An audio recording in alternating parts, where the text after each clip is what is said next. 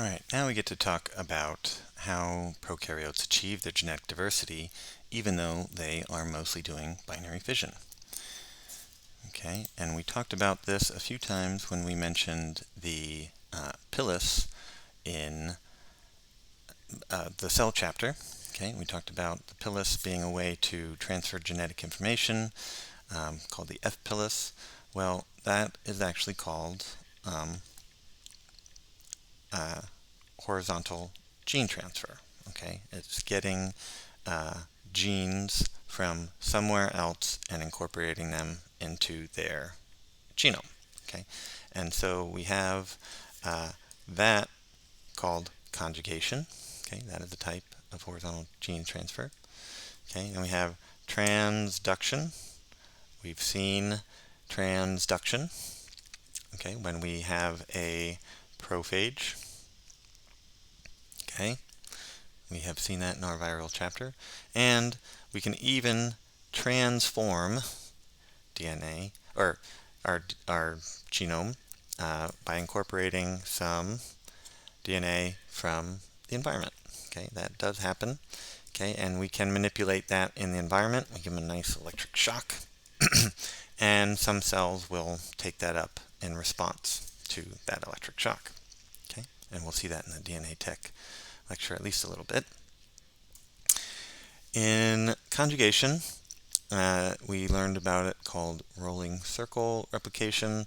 It goes into the other one as it is actually replicating. It goes into the recipient cell from the donor cell. However, it's not likely to go to completion all the time, and so seeing this nice plasmid, the F plasmid, getting to the recipient cell fully is not as common as this picture makes it out to be, okay? Because they need to be together for a long time to replicate that whole genome. We also have a way to get genetic diversity, and this occurs in almost all species, but we have some transposons. Okay, transposons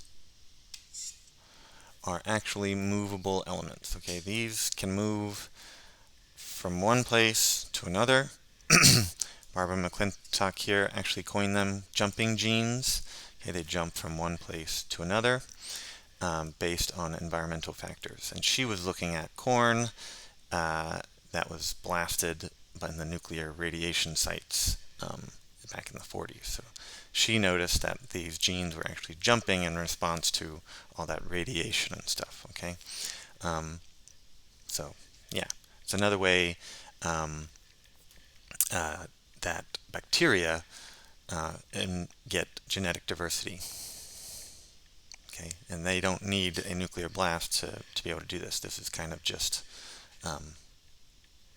possible in bacterial species. Okay, and so we have these terms, and these are how our prokaryotes achieve genetic diversity, with conjugation being the main one, and transduction being one we've already talked about. So the only two new ones that you're seeing is transformation and transposition. Okay, and those both have kind of the same name, but if you think of transposon and jumping gene and transformation as like molecular biology, you'll be all right. I want to end with the operon theory and gene regulation. We talked about how certain genes are turned on in the beginning and how certain genes are not turned on. Well, in bacteria, we have an operon, okay, and it's basically saying that we have all types of genes involved in this metabolism, lactose metabolism, right? Lactoperon is actually the famous one. This is how we manipulate lactose. We turn all these genes on at the same time, activators, repressors, everything, okay? And it's just like, that's what happens in prokaryotes because, hey, it makes sense. We're going to just get all these genes that work together all at once, and we'll just turn them on, turn them on, turn them on, okay? What am I talking about, like just turning on? Like, how do we see an example of that? What is that? So this is a really good example, and I can make this in the lab. You can too. If we start to believe that one of your case studies is S. marquescens, we can put it in the 28-degree incubator and we can see it turn red.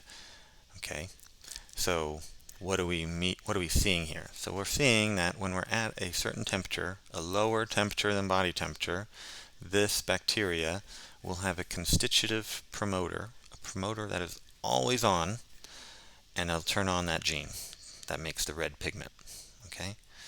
But when we don't have that temperature and we're in a nice warm body, we don't need that pigmented gene. We don't turn it on, and we stay our nice colorless white self here. Okay, and so that shows how this gene can be on at this temperature, but it is off at this temperature in the same species, in the same culture, back to back. Okay, and these were done a day apart, probably so they could set their incubator at a different temperature over the days. Okay, and I have a few examples myself of this. This is just handy dandy to catch on the slides here.